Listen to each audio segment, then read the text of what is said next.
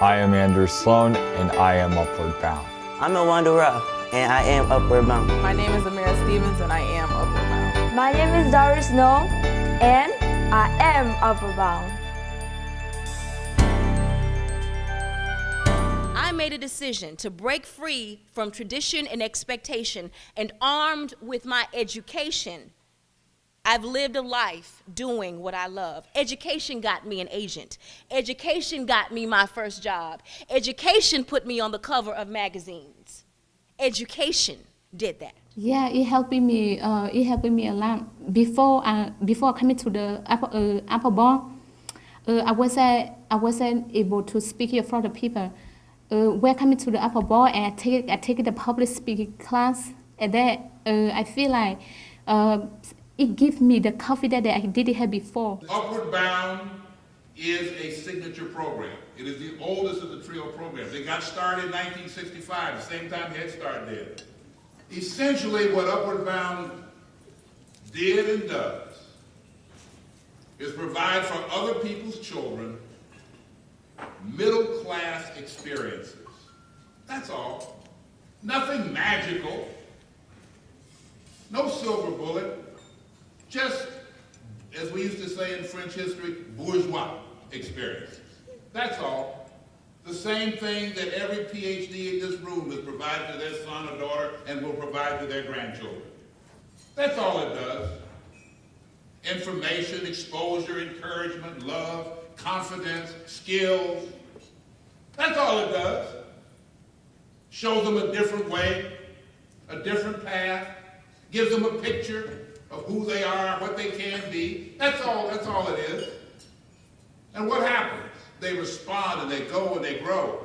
The choices you make in life, you need to make them now. Don't wait till you graduate from high school. Don't wait for you to graduate from college to make those decisions. Now is the time you got to take control of your life and say, this is what I want to do. Sometimes I wish I went to college because I've had an entertainment career for 18 years, and I'm doing well for myself now, but to be totally honest, it took me about 15 years to get to the point where it was comfortable for me financially, mentally, and everything. And I say I have some friends that went to college, and they started riding around, and they was getting it 4 years after college. Well, I was forced to attend the Upper Bound program by my mother, and I thank her for that every day. The Upper Bound program does a great job. Education is the great equalizer here in America. So if one wants to build any sort of life that fits the mold of the American dream or success as defined by this society, you need to have a good education. And so Upper Bound helped me prepare for these tests, and luckily, because of the work I did here, I was able to score almost every exam with an 80 or above on the Regents exam. So I think that definitely helped with me obtaining my advanced Regents diploma from this day. So there was this young, uneducated woman, now with two young boys to raise.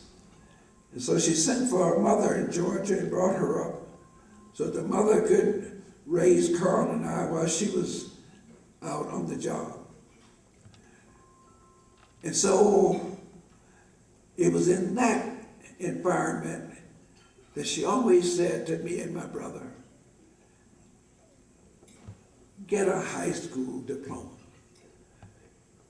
In her mind, that diploma that she did not have was going to be her children's key to success. So she used to say to us all the time, get something in your head so you don't have to work with your hands like I've worked with my hands all of my life. Thank God for Upward Bound and the other 7 trio programs that are taking care of our future. The Upward Bound program was very different for me. Coming from a single mother home, I'm the only child, and then I'm into an environment where I have to share common places with people, go to classes and be directed by others. It was different, but it was a great experience because it opened my eyes to a lot of things and made me have to interact with people that I normally wouldn't.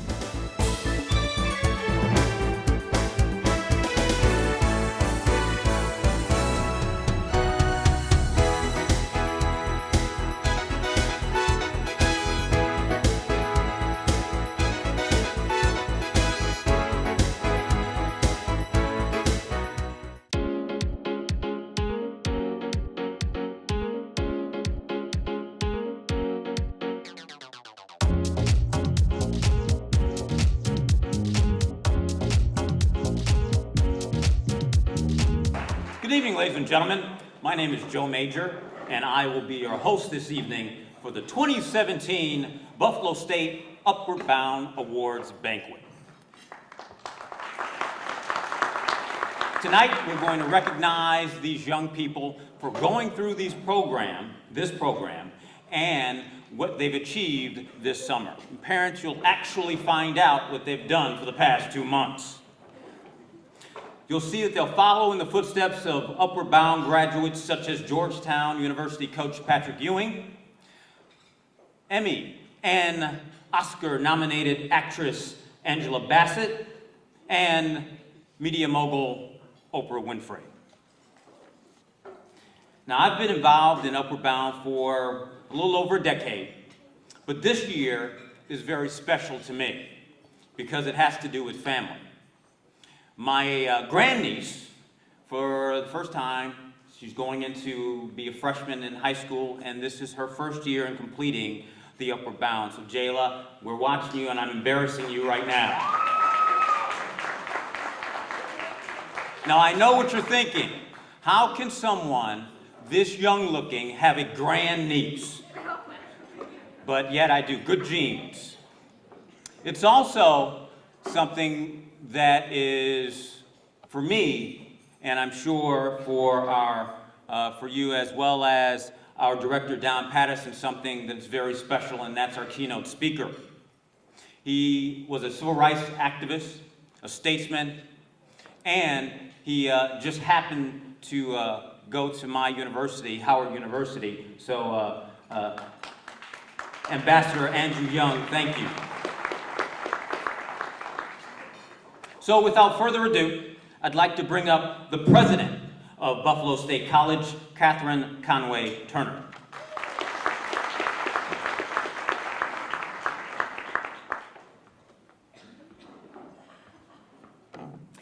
Good evening, everyone. It's my pleasure to be here with you this evening. It's great to look out to the audience and see all the wonderful young people, their parents, their supporters, our faculty and staff together for this real wonderful celebration. This is really a highlight of our summer when we conclude this program because it means we're getting ready to launch the year, and it's so exciting to know that we have once again participated in preparing young people to really soar in colleges across this country, Buffalo State, of course, and other places as well. It's an exciting part of the mission of Buffalo State to really consider each and every young person and to see how we can work with them to help them really maximize their potential to do their very best now, and a few months from now, a few years from now, and into the future. We know that the background and the foundation that our students are building here at the Upward Bound program will certainly give them a lot to think about and ways to launch in successful ways. Because at Buffalo State, we know that each and every young person is our future. Parents, am I right? Yes, ma'am. Am I right about that? That we need our young people to do their very best. We need them to believe in themselves because we believe in you.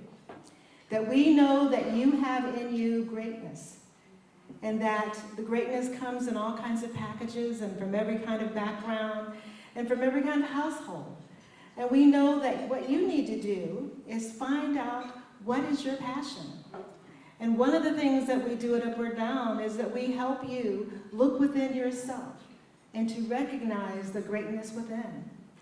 And once you recognize that greatness, we also want you to know that you have to nourish that. You have to work hard, work really hard. But if you're willing to work hard and nourish the kind of passion that you have, that we are confident that you can really soar to new heights. So it's so wonderful every year to come and to see the fruits of this program and to realize that once again that the soil has been watered, the seed has been planted, and that we will watch carefully these young people grow to do amazing things. And we've touched you here at Buffalo State. So you will always be a part of our family. That the Buffalo State Upward Bound program is an amazing program that we care deeply about students, as everyone does at Buffalo State, and we're going to be looking at you as you move forward. Parents and supporters, you're not the only ones that will be caring about these young people. They have an extended family through Upward Bound and the Buffalo State family who will care deeply about them. So young people, all I can say is rise above and continue to work hard. Parents and supporters, thank you for all that you've done. And of course, I would be remiss not thanking my amazing Upward Bound program staff for all that you do every year to continue the legacy of helping our young people grow, flourish, and move forward. So welcome everyone for an outstanding and a really exciting evening tonight.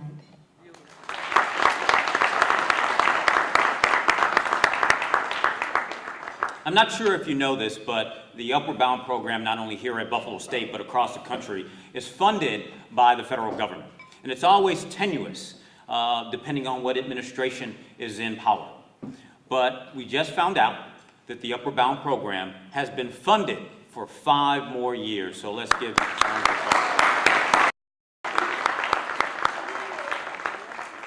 I'd like to bring up the director of the Buffalo State Upward Bound program, Don Patterson.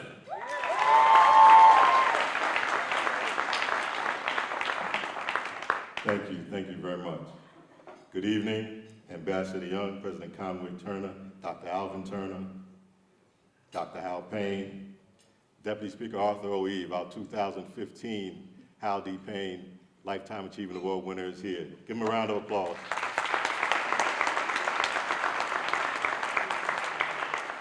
But everyone here is an honored guest, so honored guests, students, parents, family, friends, all welcome. And I'd like to thank you for joining us as we celebrate another successful Upward Bound summer program. Tonight is with great enthusiasm and pride that we honor and acknowledge the hard work, dedication, and ambition of our students has demonstrated over the last 6 weeks. We have a great night ahead of you. Sit back, relax, enjoy the evening. This is a very special evening. As everyone knows, our guests mean so much, not only to us, but the world. So I'm really looking forward to a great night. Thank you. Enjoy.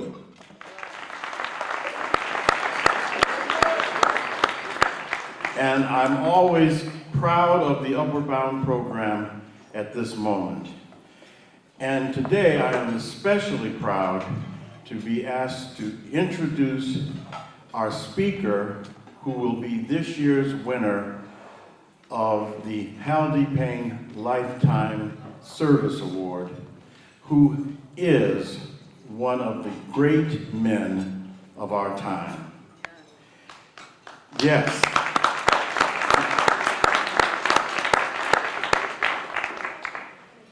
You know, when our speaker was very young, a young boy, his father hired a professional boxer to teach him and his brother how to fight so they would be able to defend themselves.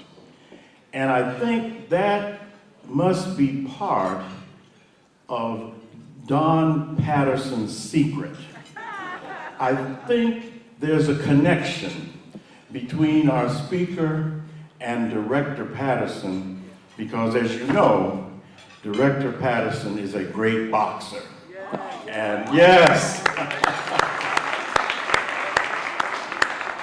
And so I think that's part of the secret that enabled him to persuade our speaker to come to Buffalo to celebrate the end of the Upward Bound program with us tonight.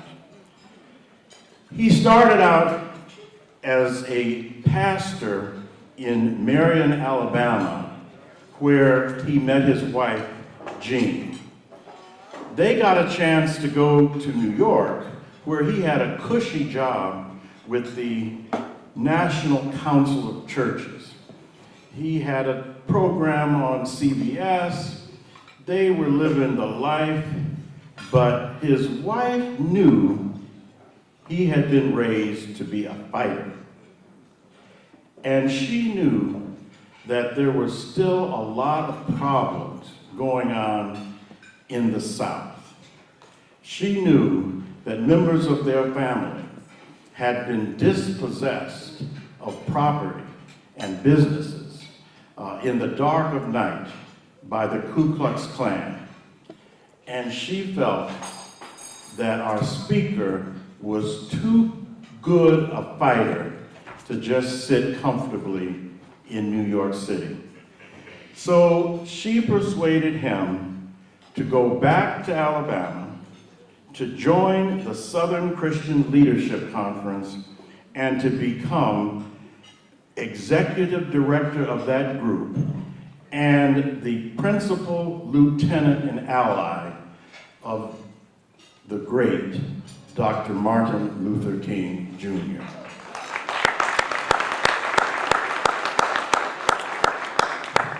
So we have his first wife to thank for bringing him back to the fight.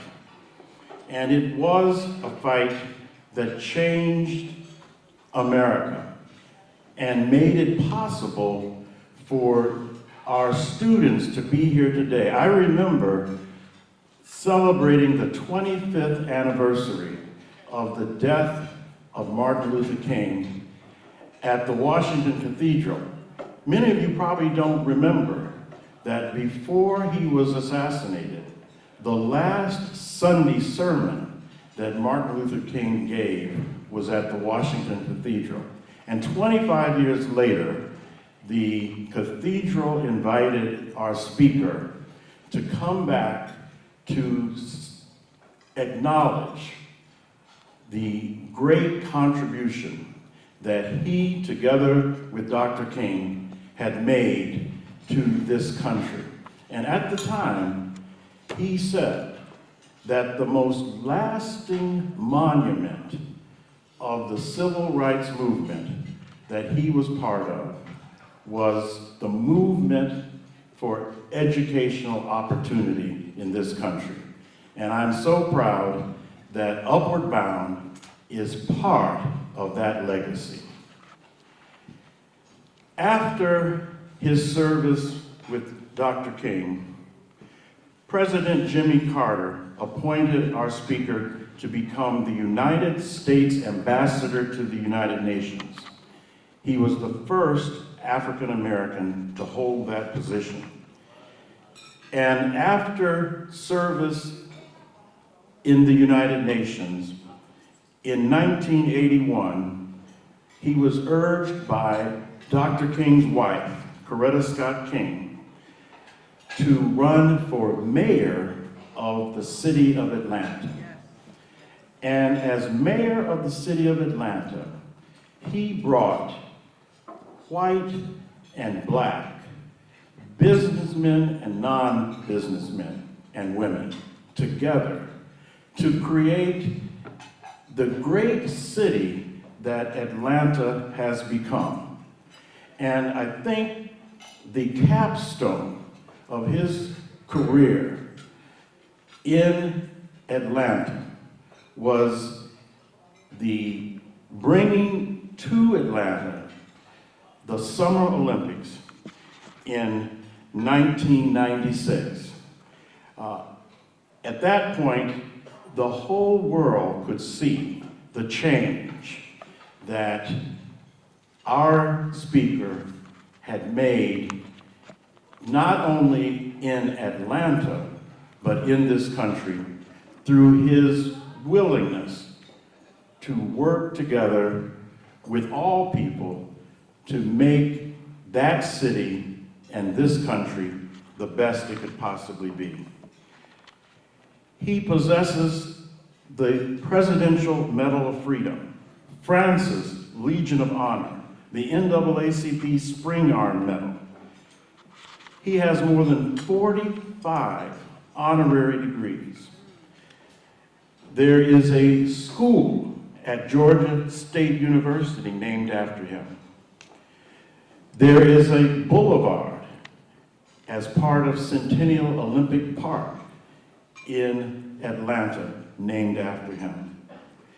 There is the Center for International Affairs at Morehouse College named after him. In fact, he even has a Delta Airlines Boeing 767-300ER named after him.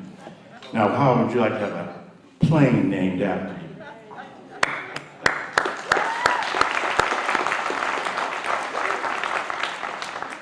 So our speaker was an indispensable colleague of Dr. Martin Luther King in the Civil Rights Movement, and an indispensable colleague of Nelson Mandela in the global fight for human rights.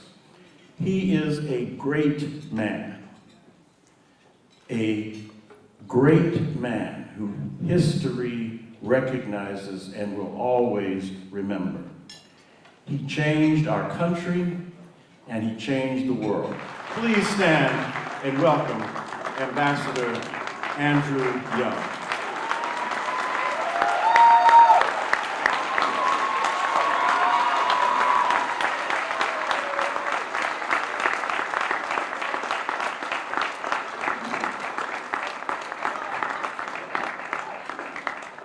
Thank you very, very much.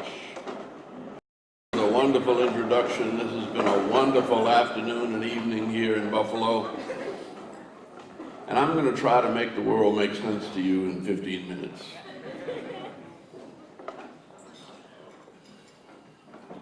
Some time ago, there was a lady in Boston. Well, they formed a committee to try to talk about schools. And she came out against busing, and everybody started attacking her. And finally one day, a young, not too young, Quaker lady said to everybody, we came together to talk about the education of our children. Now all we talk about is this awful woman. Let's never mention her name again. And when they did, all of a sudden she dropped off the scene. And nobody ever heard of her again. That by attacking your opponents, you only give them life. And you quit looking at the underlying difficulties that all humanity faces. And we try to personalize them and put them into the life of a single individual or time in history or whatever. Let me say a couple of three things quickly, whether you believe it or not. My life didn't start making sense until I graduated from college. I had a ball in college, but I didn't know who I was or what I was or why. But leaving college, just about where you are, it suddenly dawned on me as I looked around the mountains on the way back from Washington to New Orleans, drove along the rivers as I did along the Niagara on the way here, and suddenly it hit me. Everything around here, everything in life has a purpose. The river has a purpose. The mountains have a purpose. The trees have a purpose. The creator of heaven and earth does not create without purpose. So I must have been created with a purpose. Damn. That makes me somebody. That makes me, and then I kind of remembered in looking at the Bible that Jesus says, even the kingdom of God is within you, which says there's a direct connection between each of us and the maker of heaven and earth. That, as Deepak Chopra would say, we're really not even physical beings. We're occupying a physical space and body for a certain length of time, but in truth, we're really all creatures of the Spirit. And that is where our truth, that is where our wisdom, and that is the source of our strength. So whether you like it or not, whether you believe it or not, you are somebody. You are a creation of the maker of heaven and earth, and he don't make no mistakes. You may wish you looked, I used to always wish I was tall, because every time I'd go up to hit a shot, somebody'd slap it down my throat. Well, I got over that. But anyway, the sooner you accept who you are as you are and seek within you what your purpose is, the sooner life will begin to make sense and everything will work out. There's not a single thing that has happened to me in my 85 years that I knew about the day before it happened. It wasn't until the day I was running for Congress. It wasn't until the newspaper the television came on that my wife didn't suggest that I come back to the South from New York. She said, "We going back home." I said, "We are home." "No, we going back south." And I said, "What do you want me to do?" "We don't need this house, sell it." I said, "Where are we going to work?" She said, "I don't know. God will make a way. Quit that job and let's go." She was pregnant with her third child. She was working on her master's at Queens College. And the baby was born the first week in June, and her thesis was born the last week in May. So they were racing. The thesis won, the baby came in about 3 days later. And another week, and we were back heading south, having sold the house and quit a job, not knowing where we would go or what we would do. Long story short, I was given an assignment by the United Church of Christ because I didn't have a job and they gave me something to do. And they arranged for an office. Who was across the office but one, Dr. Martin Luther King? And his secretary came to me and said, "The one thing Dr. King has not been able to do is answer his mail. You're here in Atlanta and your wife went to Alabama to recuperate from having a baby. If you stay here in Atlanta by yourself, you're liable to get in trouble. Why don't you take on some of Dr. King's mail?" Lo and behold, I go from New York to writing letters for Martin Luther King. And that's how we got to be friends. But how he got to be the leader of the Montgomery Improvement Association is interesting too. He was in the back of the church, running the mimeograph machine, printing the flyers about the Montgomery bus boycott when people were up front fighting over who was going to be the leader. And he wasn't even interested, didn't know what was going on. But a group of women said, "Look, let's cut all this fussing out. We've been fussing this way. Let's give this young man in the back a chance." And lo and behold, here he is, 26 years old, goes from running a mimeograph machine at 6 o'clock. At 8 o'clock, he had to stand up before the nation and define a movement that was going to change the world without violence. No time to make notes, no time to study. But that's the way God does. When you're grabbed from whatever you're doing and thrown into the fire, you won't get burned. You are there with all that you need to survive. Now, if you give me the benefit of that doubt, here's what's going on now. That's the religion. Let me get the history and the geography right quick. The history is about 500 years ago was the Protestant Reformation, when the Protestant church under Martin Luther broke off from the Roman Catholic Church. And all of that came about because of one technical achievement, the invention of the printing press.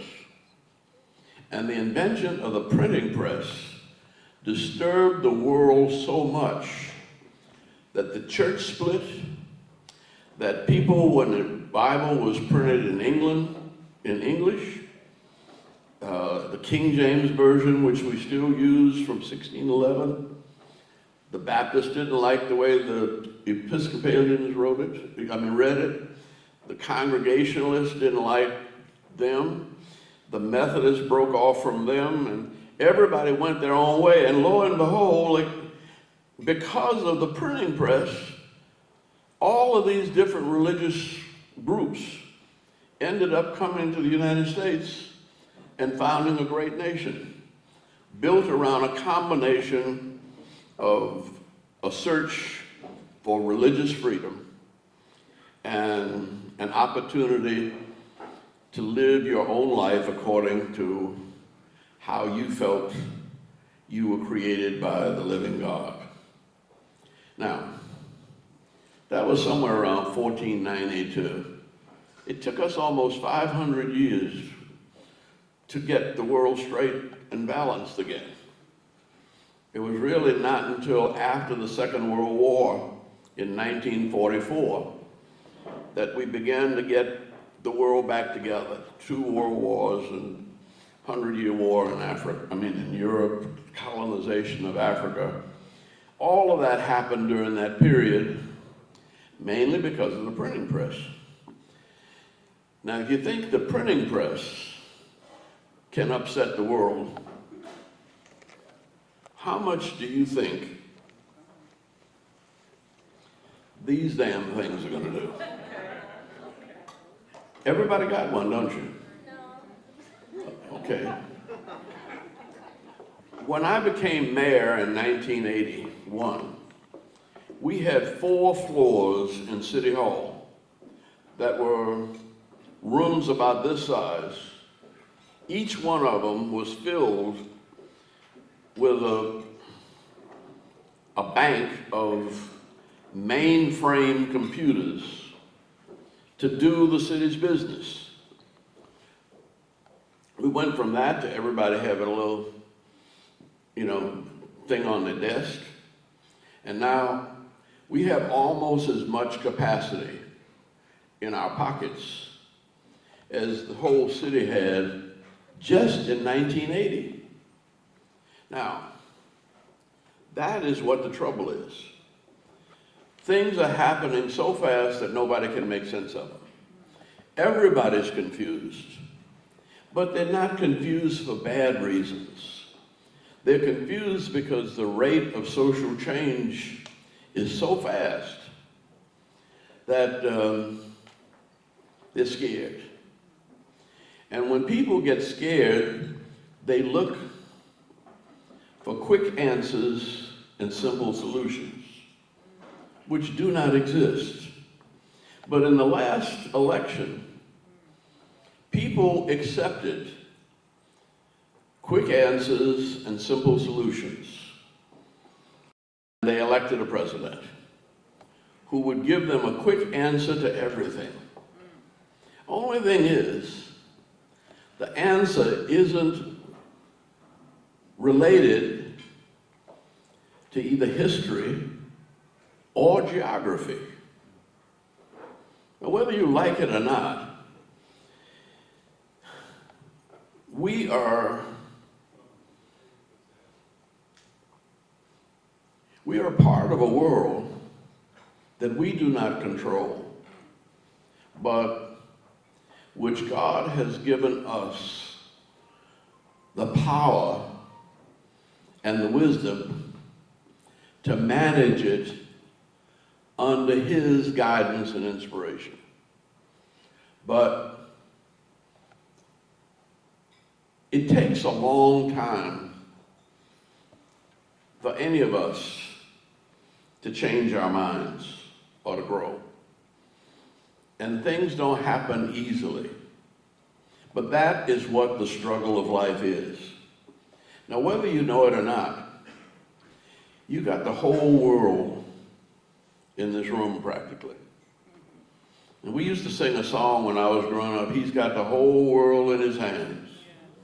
He got the whole world in his hands.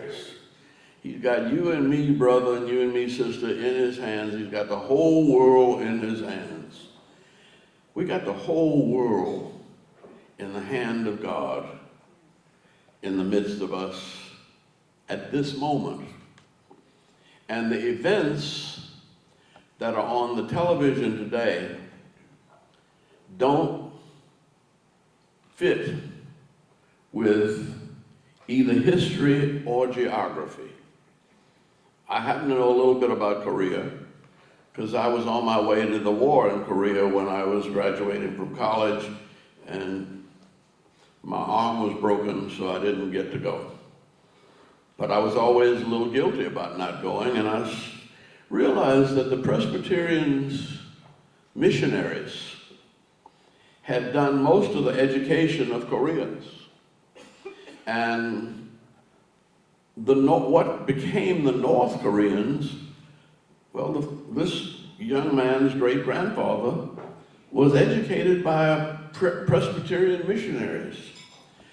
They fought on the side of the United States against the Japanese, but nobody knew about them. And so when the Japanese surrendered, here were all of these little rambunctious people who had heard the gospel and believed they were free.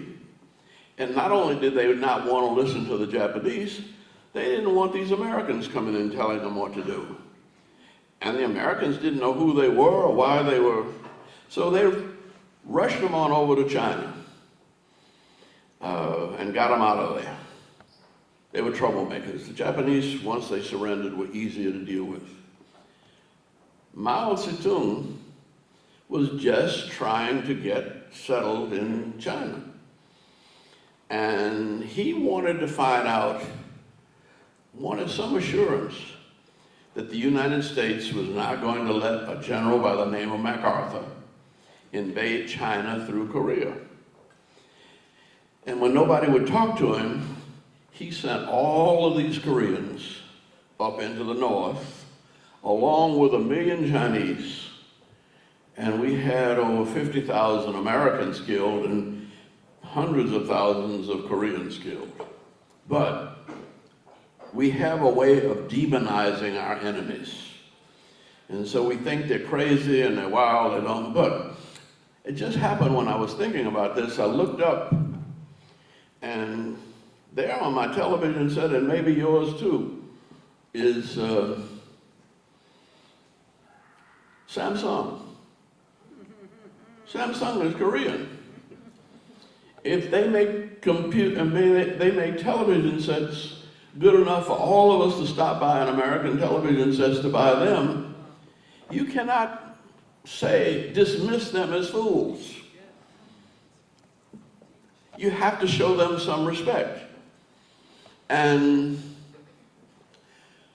calling names does not bring about a settlement. Now, when I served with Jimmy Carter in the United States ambassador,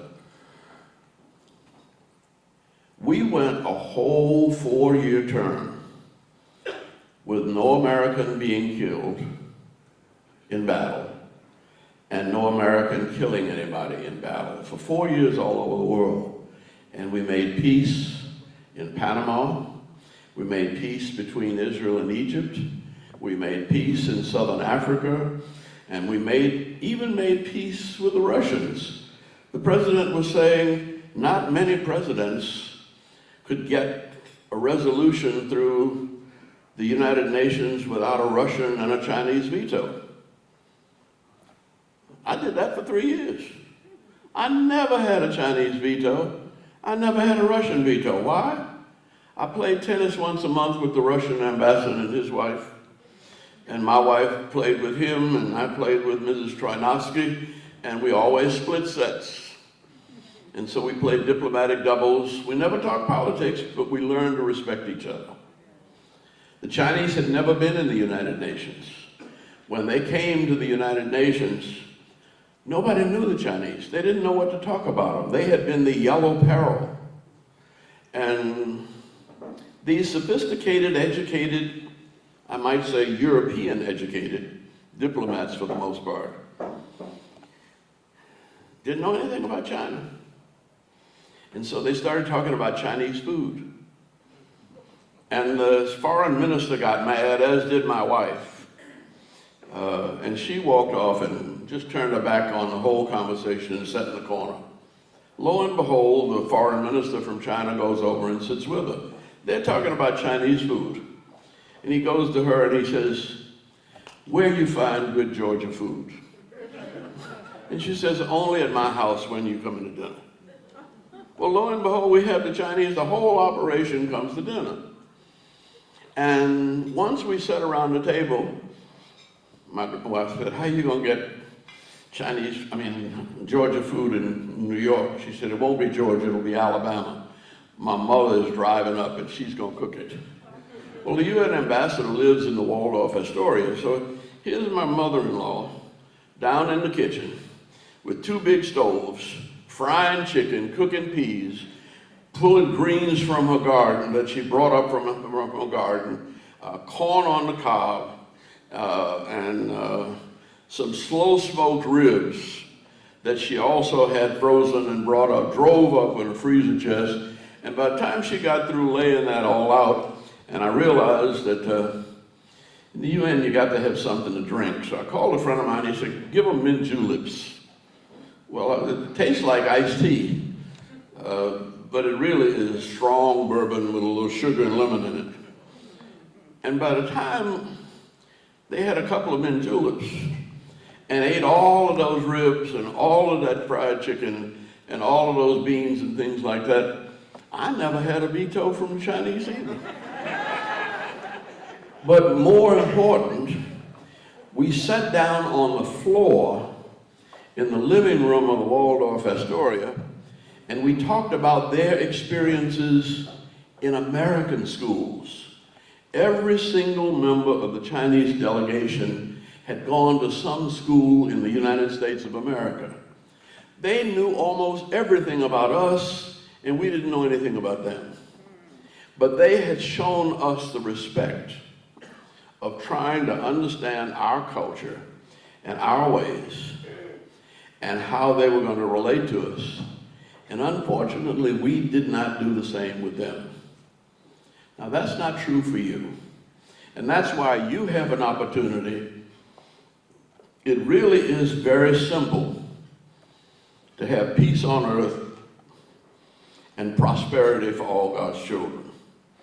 It simply requires that you respect the God that is in everyone and allow the Spirit that is in both of you to lead you through the difficulties that are created by human language and difference and culture.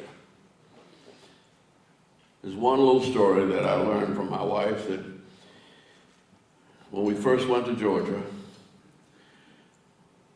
I was asked to run a voter registration drive. This was 1956.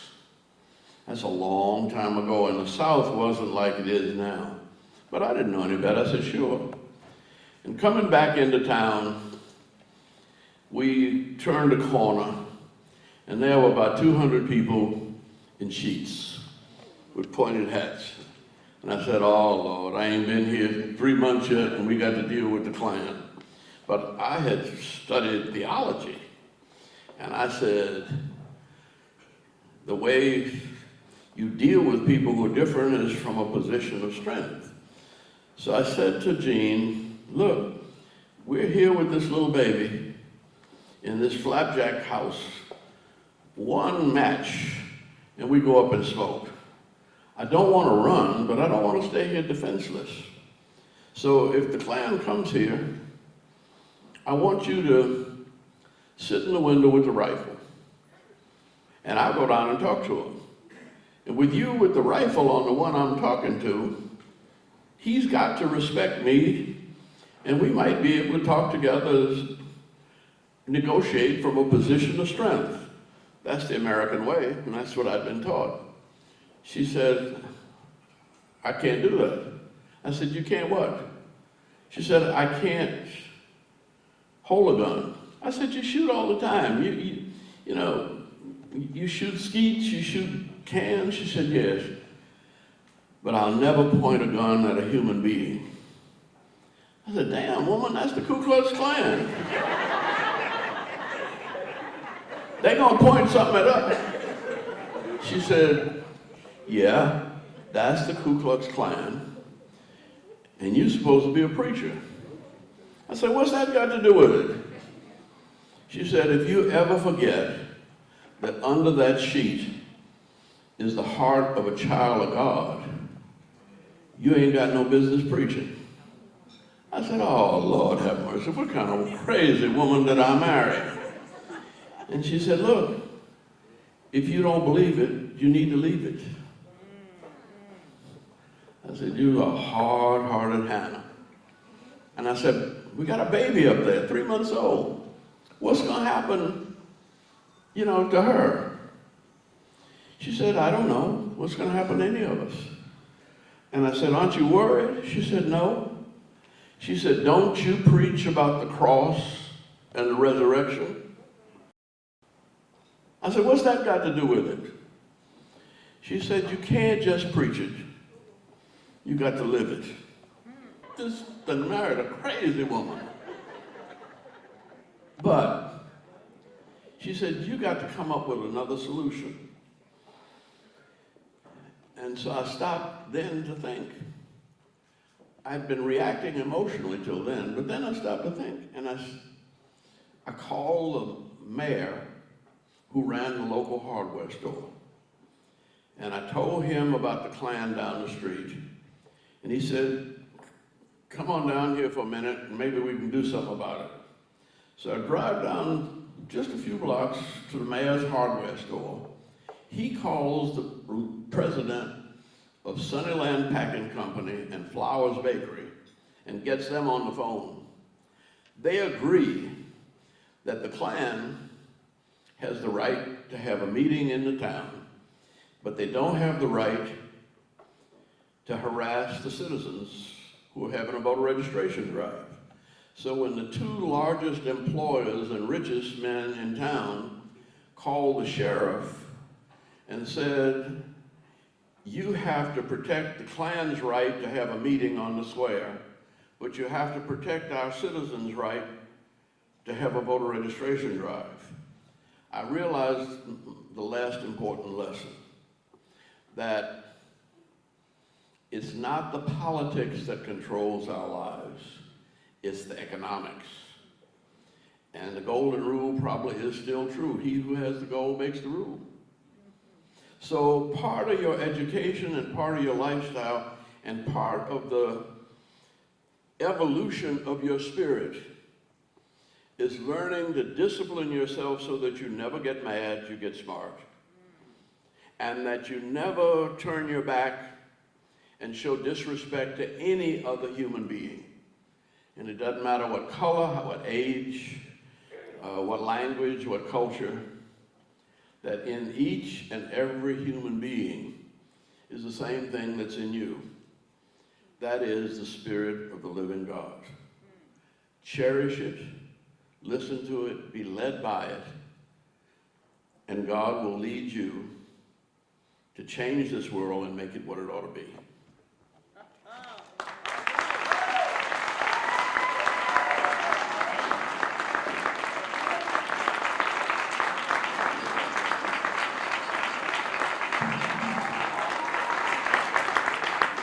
Once again, I want to thank Ambassador Young for accepting this invitation and coming and sharing his wisdom with us. It's a great experience, and I'm going to tell a quick story about how this came about, because I've been getting so many requests for how did you get Ambassador Young, how did you get Andrew Young, how did you get Andrew Young? So here's the story real quick. In 2014, I went to see a Broadway play with a friend of mine who happens to be a pretty good singer called A Trip to Bountiful. It's starring Cicely Tyson, Vanessa Williams, and Cuba Gooding Jr.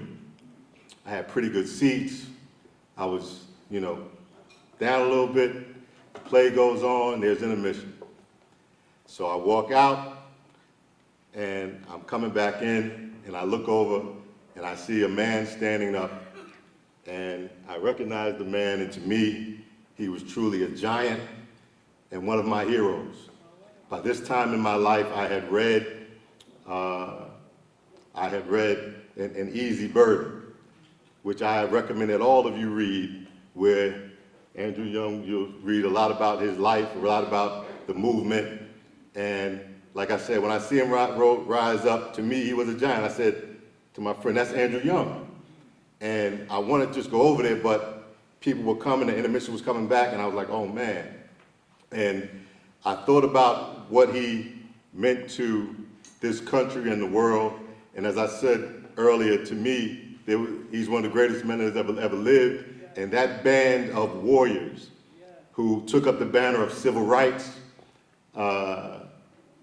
are truly my heroes.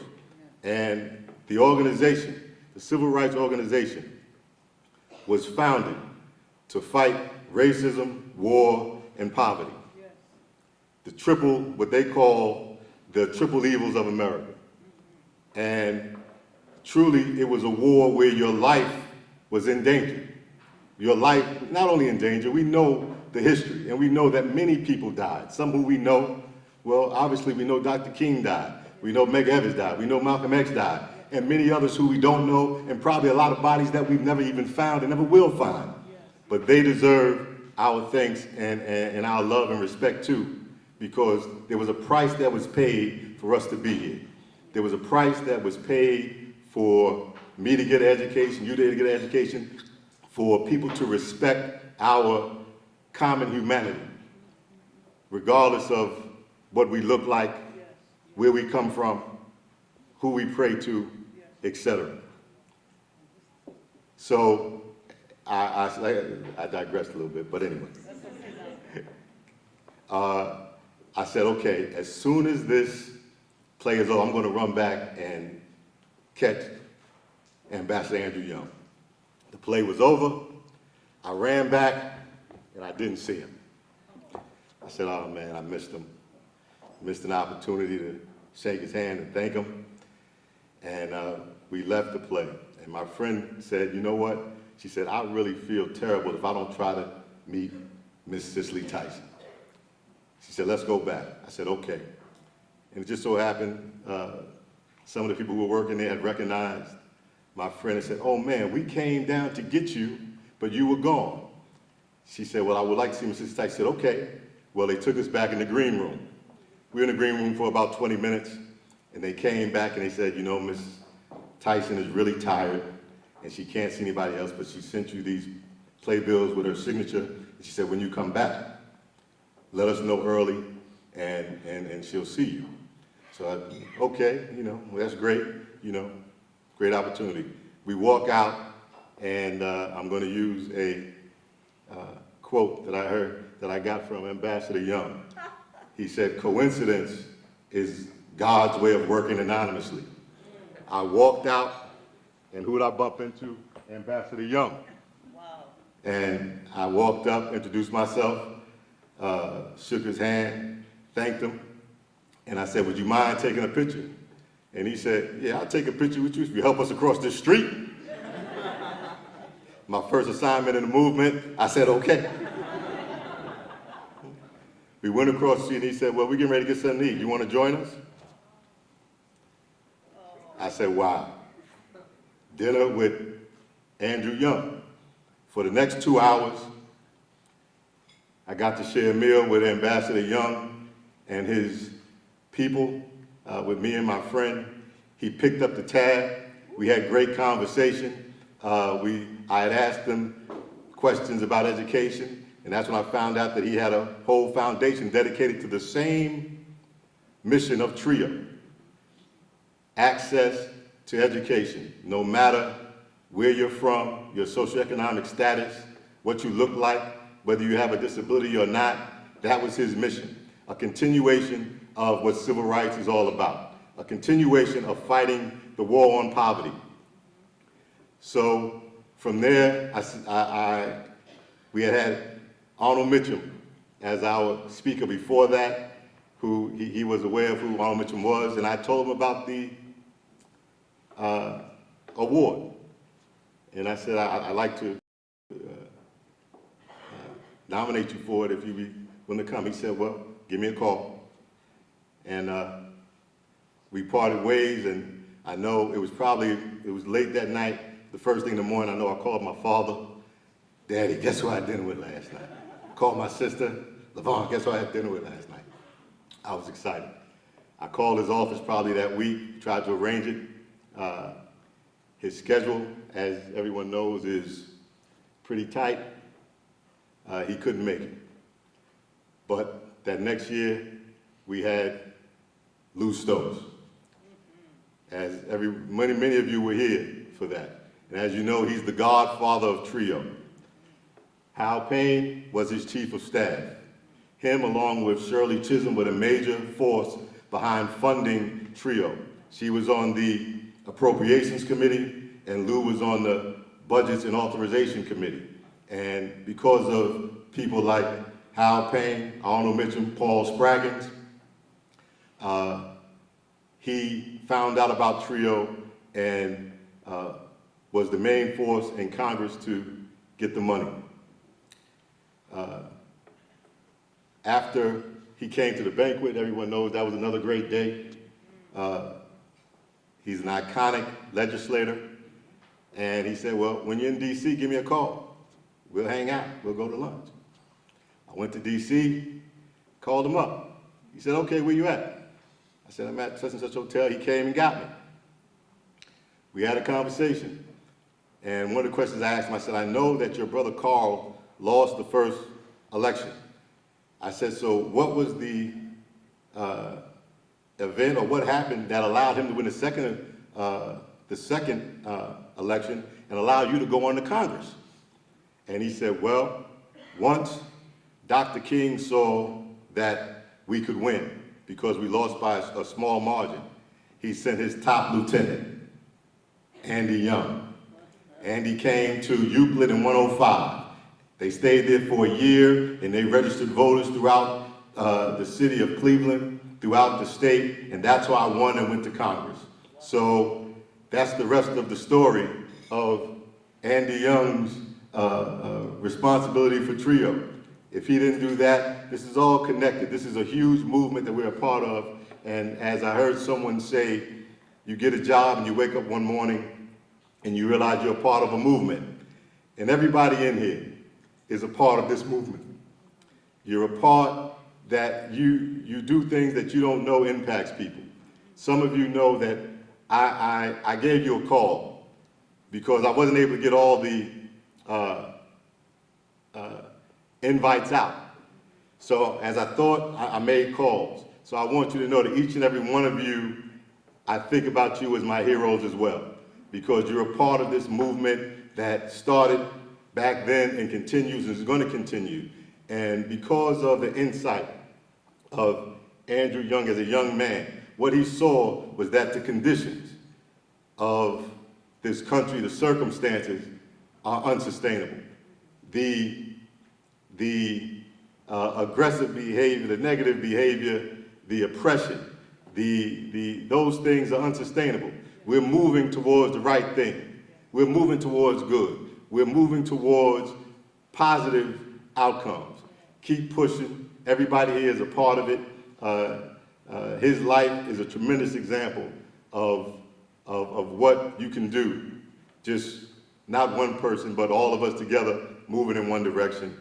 And I'm just overwhelmed right here to be able to present the 2017 Upward Bound Hal D. Payne Educational Opportunity Lifetime Service Award to my hero, Ambassador Andrew Young.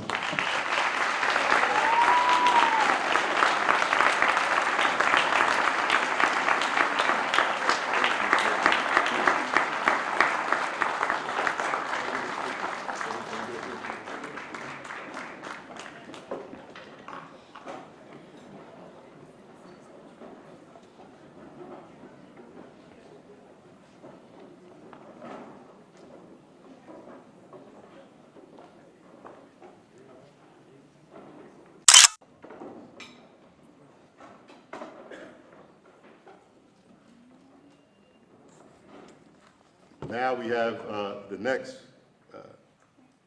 portion of our award, which is the Hal D. Payne Upward Bound Scholarship.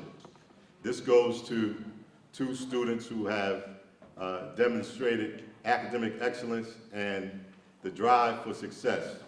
And I want to thank once again my good friend from Karuba Collision, Joe Karuba, who couldn't be here today, but he sent his right-hand man. Can you come up here, Randy, please?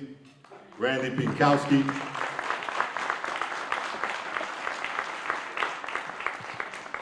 Who, without hesitation, when I call, he just says, how much? How much? And so this year's winner is Bahati Adams, and she'll be attending UB, the University of Buffalo in the fall. And our second award winner is Yahya Ashabuli, and he'll be attending Buff State, and he's in the EOP program, the program that Arthur Eve started and Yannick runs. We're very proud.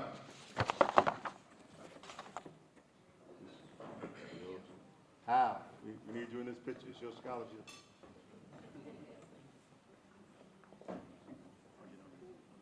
Okay.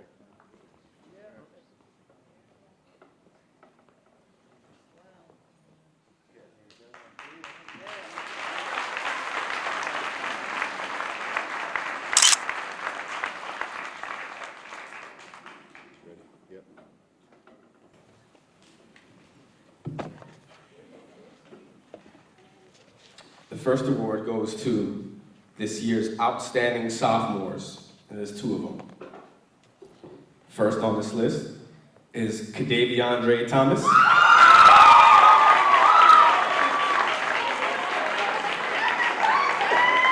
And Paul to Paul.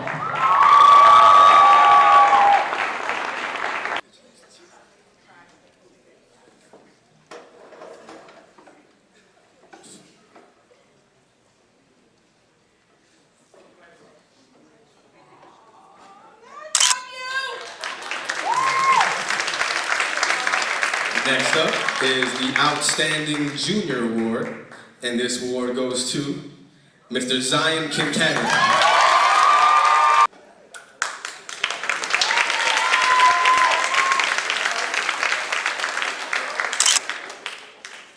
The next award is for Outstanding Senior, and we have 2 award winners. The first is December Paul and Dominic Kashindi.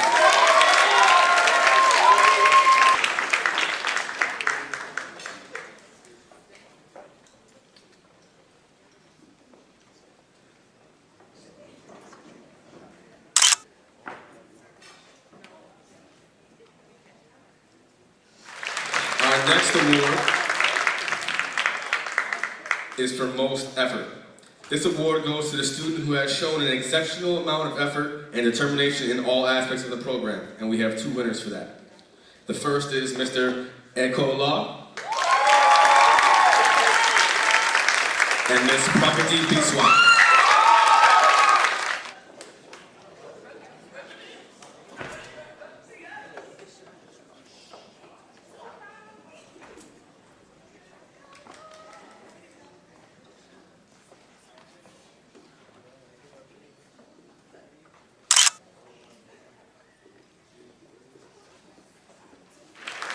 Our next award goes for dignity and self-respect. This award goes to the student that displays an elevated aptitude for self-respect and dignity amongst himself and his or her peers. These awards go to Mr. Nay Thaw and Ms. Belinda Izira.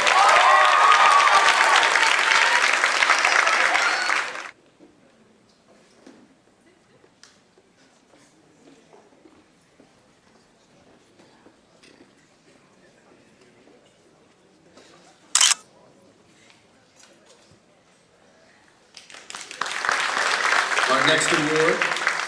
This award is given to the student that displays excellence in leadership and distinguished service to the community. This student serves as a source of pride and inspiration to others by giving unselfishly of himself in order to enhance his environment and make Upward Bound a better place. One of my favorite awards. The first winner is Miss Snow White. And Zion Kincannon.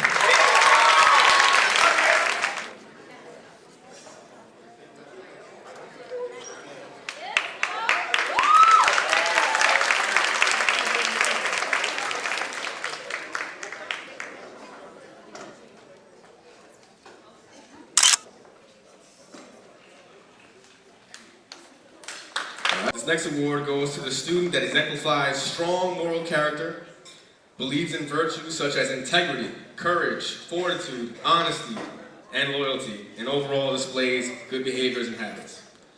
These two award winners are Nasra Ali and Mr. Dominic Kashindi.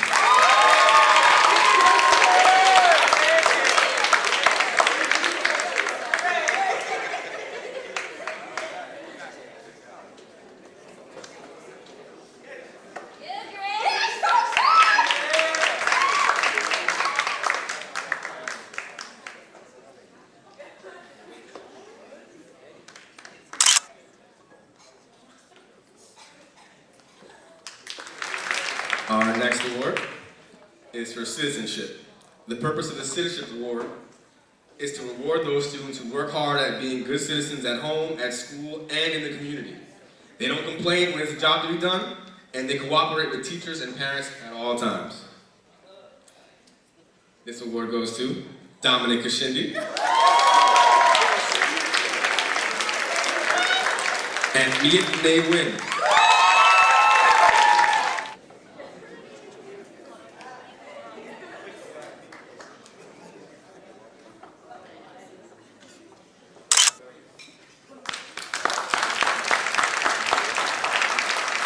Our next award is for Most Improved.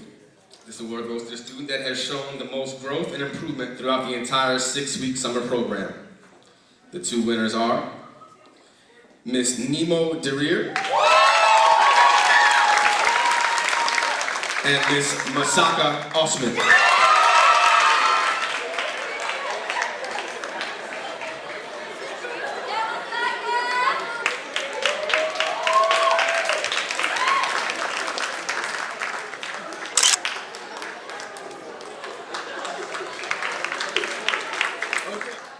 The last of the student awards is for achievement. This award is given to the student who demonstrates overall outstanding academic prowess and the ability to motivate others to strive for their very best in and out of the classroom. This year's winners are Miss Kayla Smith and Mr. Kadaviandre Thomas.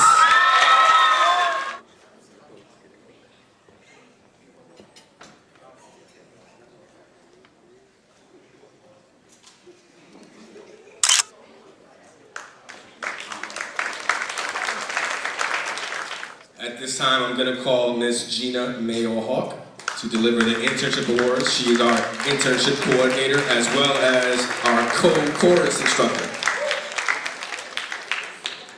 Good evening. What a wonderful, wonderful evening. Wow, I'm so privileged to be here. The internship program is such a wonderful opportunity for us to help our Upward Bound students with an introduction to the world of work. Our students learn about the value of being on time, being accountable, asking questions, eye contact, the art of conversation, and my favorite, how to give a good, firm handshake. Where are my students, my interns? And to let everybody know, you know how to give a good, firm handshake. Raise your hand. Where are you, young ladies? Okay. This program wouldn't be possible without the wonderful partnerships we have with our internship hosts who provide the jobs, and certainly not without our program sponsor, the City of Buffalo's Mayor Summer Internship Program under the leadership of Commissioner Otis T. Barker Sr. and my dear friend, Mr. Franklin Carter. Franklin, would you come up, please?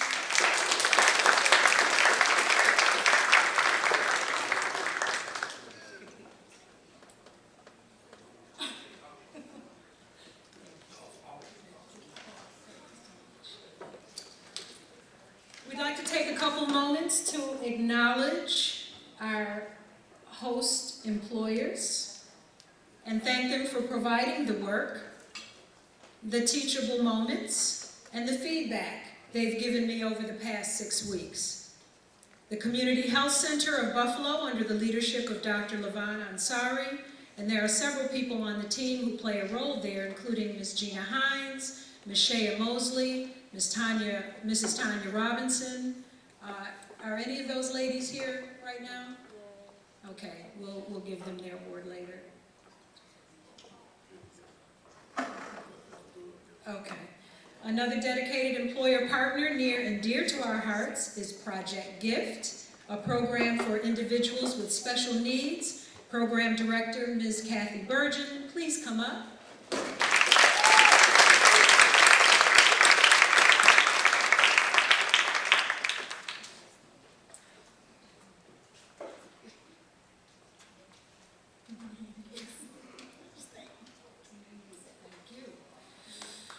We're excited about another partnership with the Buffalo Public Schools Division of Multilingual Education and the Jumpstart program at International School 45, where 2 of our students assisted with translation services to the students there. The principal is Ms. Lynn Picarillo, and the program coordinators are Dan Murtha and Jenna Kalerick. Is Jenna here? Or Mr. Murtha? Okay, we'll make sure they get their awards. We'd also like to thank and acknowledge Ms. Lana James of the STEP program and Mr. Darrell Carter of the STEP program. Is Ms. James here? Mr. Carter, come on up. Housed right here on the campus of Buffalo State. And another partner we appreciate and acknowledge is Mr. Mark Young in the City of Buffalo's Animal Shelter. Thank you all so very much.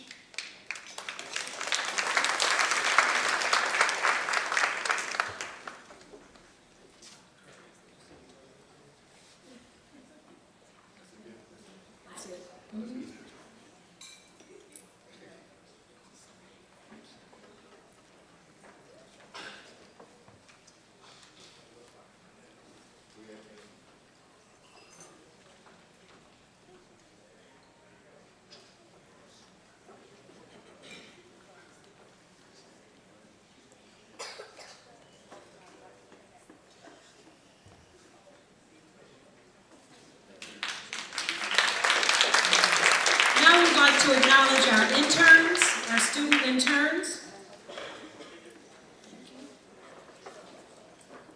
Snow White. Alyssa Smith. Jeweler Paul. Jasa Morrison.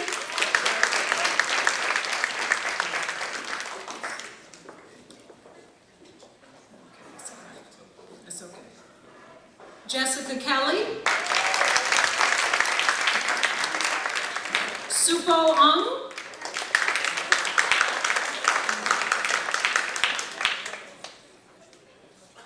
Emea Ne Win,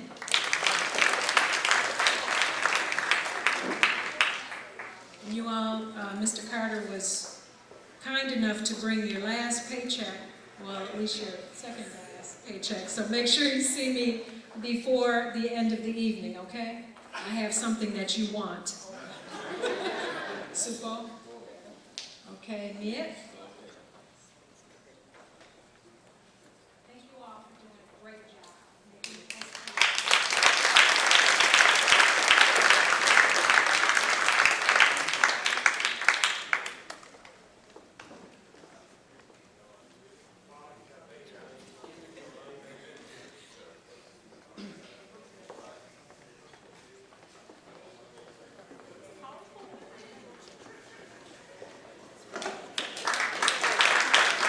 Okay, so a lot of people were talking about earlier in the program the staff and how you guys are wonderful and we're all one big movement.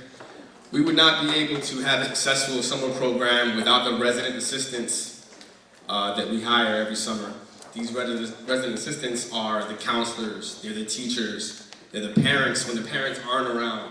When Mr. Patterson and I aren't around, we depend on them. And so without the help of them, this is not possible. So I want to take this time to acknowledge our resident assistants, and I want to give them a round of applause. So I'm going to call up each RA, and we're going to take a picture and get their award. The first RA we call up is Mr. Freeman Olivares. Miss Cassidy Sandy Bourne. Miss Nashika Cardoza.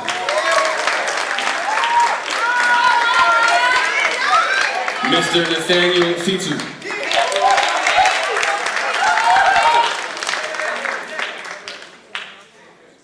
It's the boom man himself, Mr. Dominic Gray.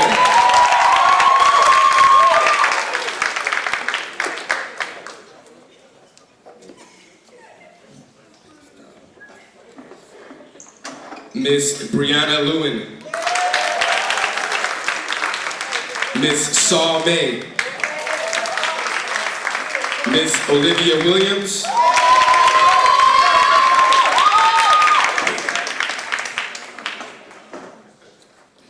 Miss Shannon Robinson.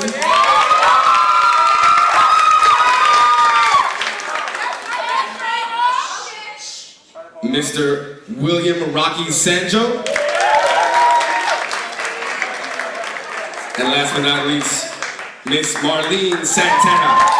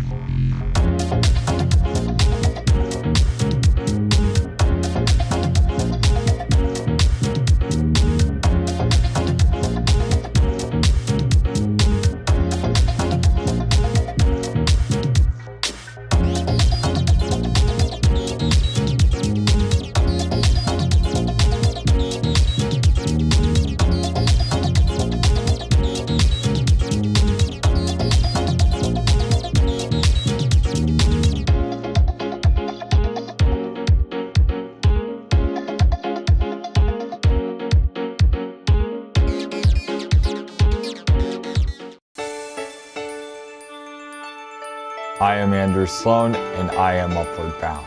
I'm a wanderer, and I am upward bound. My name is Amira Stevens, and I am upward bound. My name is Doris Snow, and I am upward bound.